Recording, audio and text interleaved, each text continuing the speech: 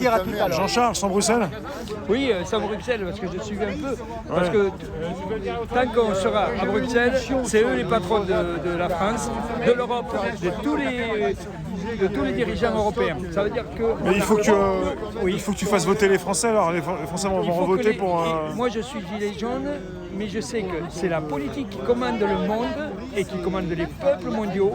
Ça veut dire qu'on peut faire partie des gilets jaunes et dire qu'on est apolitique, je suis d'accord. Mais il y a une chose qui est sûre, c'est qu'il faut quand même se dire que c'est Bruxelles qui commande la France, qui commande Macron, qui lui met les dossiers sur la table, et c'est ça qui nous perdra. Ça veut dire que si on ne sort pas de Bruxelles, les prochains qui seront à la place de Macron feront exactement la même chose. Comment tu fais pour sortir de l'Europe alors? Il faut un référendum, c'est le président qui le donne.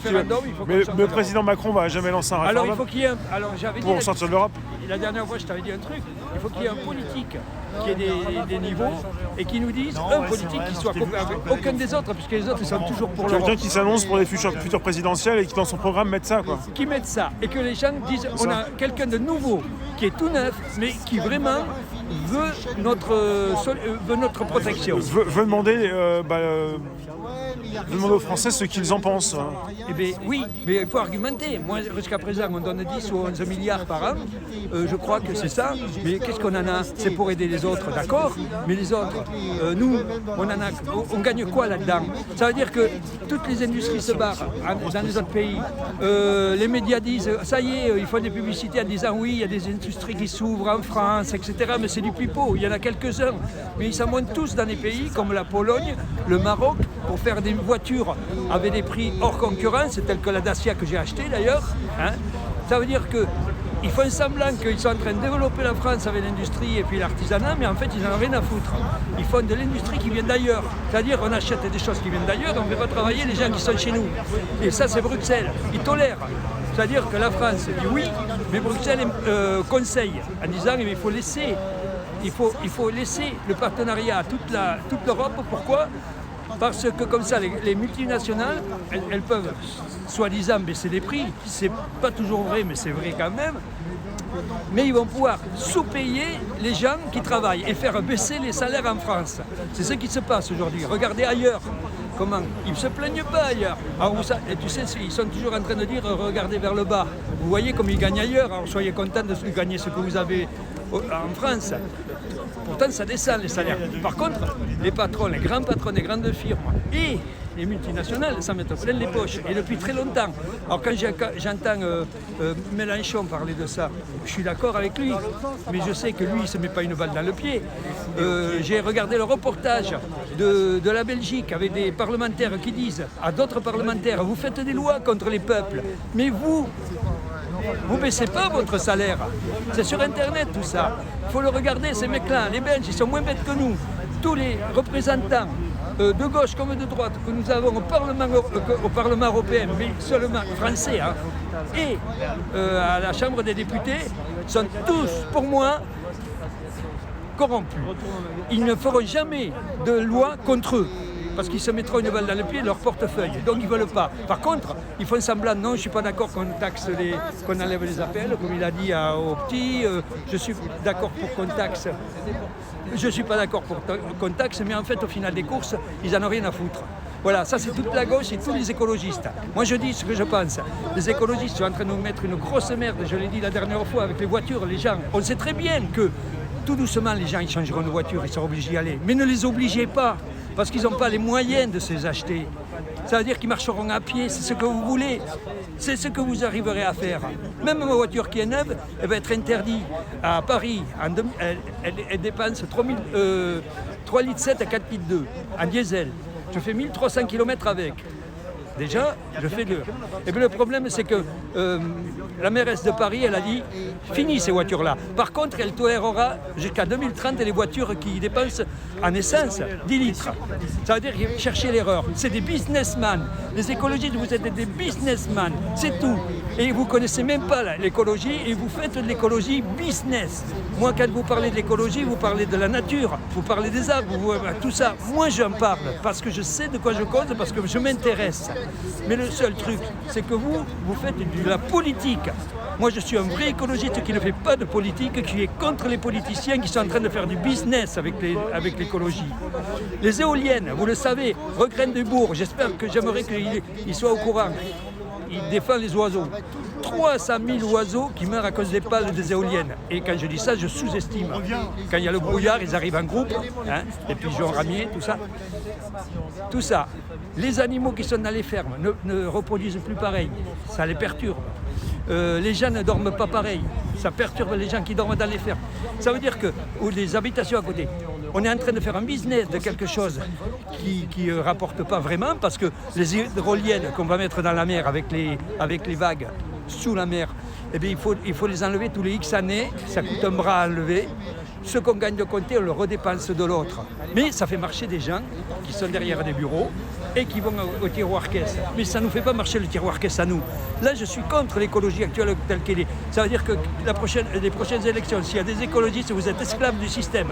Il faut que les écologistes, ils regardent les consommations des voitures, pétrole ou gaz, peu importe, pourquoi pas, mais qui n'interdisent pas. Pourquoi ? Parce qu'actuellement, moi j'ai une vieille moto, on va dire. Elle consomme 3,5 litres. Et bien ma voiture, elle consomme 3,7 litres. Travailler sur les consommations des véhicules. Et là, on sera gagnant. En plus, elle pollue très peu. Elle fait 1,25 g.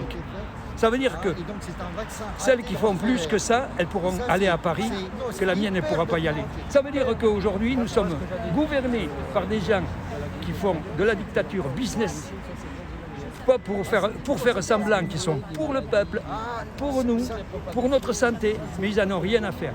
Là, actuellement, ils sont en train de nous imposer, on veut sauver les vieux, on veut sauver les gens qui risquent de tomber malades avec le coronavirus. Et le seul problème, c'est que ça fait des années, moi ça fait 40 ans que je vote, ça fait 40 ans que je vois de la misère dans la rue. On veut sauver des gens, mais on laisse mourir les gens dans la rue de froid. Même s'ils font semblant qu'ils vont s'en occuper. On peut faire des campus pour les jeunes, pour les écoles. C'est fini les jeunes qui cherchent des locations à 600, 700 euros, 1000 euros. Il faut qu'il y ait des campus qui soient payés avec nos impôts, qu'ils annulent le remplacement du porte-avions Charles de Gaulle, qui va nous coûter 11 milliards, qui construisent des immeubles pour les écoles, des grands campus, qui construisent des immeubles pour mettre l'hiver des personnes qui dorment dans la rue. Et ça, on sait faire et ça ne coûte pas si cher que ça. Mais le problème, c'est que ils veulent se servir des associations pour essayer d'économiser le maximum. Je ne suis pas contre les associations d'avant. Maintenant, je ne suis pas systématiquement pour les associations de maintenant. Pourquoi ? Elles devraient être un complément de l'effort de l'État. Mais l'État ne fait pas d'effort. On sait très bien qu'il n'y a plus de logements.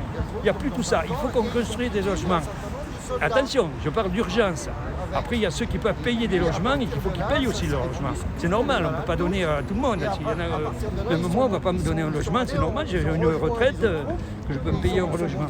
Mais pour ceux qui sont dans la rue, pour les jeunes, et ça c'est surtout les jeunes là qui me font la misère, qui me font de la peine, parce que c'est la relève de notre pays et actuellement ils sont en train de lâcher. Il y a plein de jeunes qui devaient continuer leurs études, ça serait peut-être des bons ingénieurs qui ne seront pas ingénieurs, qui seront je ne sais pas quoi.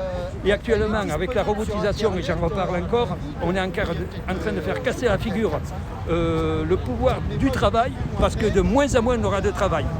Comme je t'avais dit la dernière fois, 2030, l'avion sans pilote, 2025, ça y est, ils sont en train de l'essayer, l'avion gros porteur de marchandises sans pilote. Ils sont en train de travailler sur le TGV 2025 sans chauffeur. Ils sont en train de travailler sur les taxis, les bus. D'ici 2030, tout ça, ça y sera. Moi, je suis un emmerdeur parce que personne n'en parle, parce que personne s'y intéresse. Chaque fois qu'ils en parlent à la télé, c'est juste pour 10 minutes et après, hop, plus personne n'en reparle et tout est oublié. Mais en attendant, ils sont en train de travailler là-dessus. C'est déjà vu 2030, dans 10 ans. 10 ans. Il va y avoir des millions de chômeurs à cause des nouvelles technologies. Si on dit qu'on a besoin des nouvelles technologies, c'est pour les multinationales. Mais ce n'est pas pour nous. La robotisation en outrance, pour construire dans l'industrie des surveillances robots qui vont être efficaces, qui sont déjà efficaces, et qui remplaceront des surveillants qu'on paye. Qu'on paye mal, mais qu'on paye. Même si on les paye mal, au moins on embauche du monde. Et bien d'ici des années, c'est pour ça qu'ils vont mettre le salaire pour tous. Tu penses? Ils le mettront, mais ça sera une misère. Hein. C'est juste pour faire taire les gens. Parce que tu ne travailleras pas, tu n'auras que ça, mais tu devras te démerder avec ça. C'est juste pour calmer, pour pas qu'il y ait une révolution. C'est tout ce qu'ils vont faire. Par contre, Macron, je crois, sa femme, elle va avoir, je ne sais pas si c'est pas 20% d'augmentation sur ses dépenses. Elle ne sert à rien, mais ça ne fait rien. Eux, on va les augmenter. Par contre, nous, les retraités, les citoyens qui travaillent, eh bien, ils auront un 0, machin. Ça veut dire qu'on a des clopinettes. Macron, eh bien, lui, il s'augmentera s'il veut. On le saura bientôt, mais il va s'augmenter, c'est normal. Ces gens-là, ils s'augmentent toujours comme les entreprises. Moi, j'ai travaillé à Dassault, ils s'augmentaient, c'est énorme, quoi, ce qui s'augmente. Par contre, nous, on ne peut pas. Ça veut dire que les Français, aux prochaines élections, foutez-moi par terre tous ces politiques que nous connaissons, ils sont en train de faire du cinéma. Il est passé d'ailleurs, Mélenchon qui est passé avant-hier à l'Hanouna, lui, bon, c'est normal, il veut gagner sa vie, donc il est obligé d'être un petit peu focus aussi. Mais tout ce qu'il a dit, il avait raison, le Mélenchon en partie. Mais ceci dit, il n'en pense pas une miette, il sait très bien que tout ce qu'il dit, il ne pourra pas le faire. Et pour ça, il faut qu'on sorte de Bruxelles, comme il a dit Sébastien. Et il faut que les citoyens puissent être neutres avec un gouvernement neutre. C'est-à-dire qu'ils puissent avoir le RIC, comme on dit, et populaire, où c'est que si leur promesse, le président de la République française ne tient pas sa promesse comme Macron avec les sans-abri, et bien 2 ans après, on refait un référendum pour qu'il soit viré.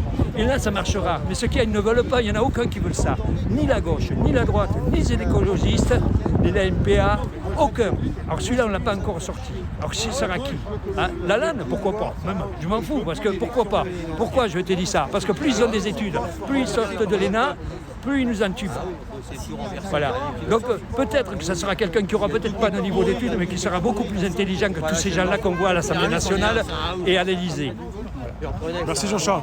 Tout à l'heure. Merci.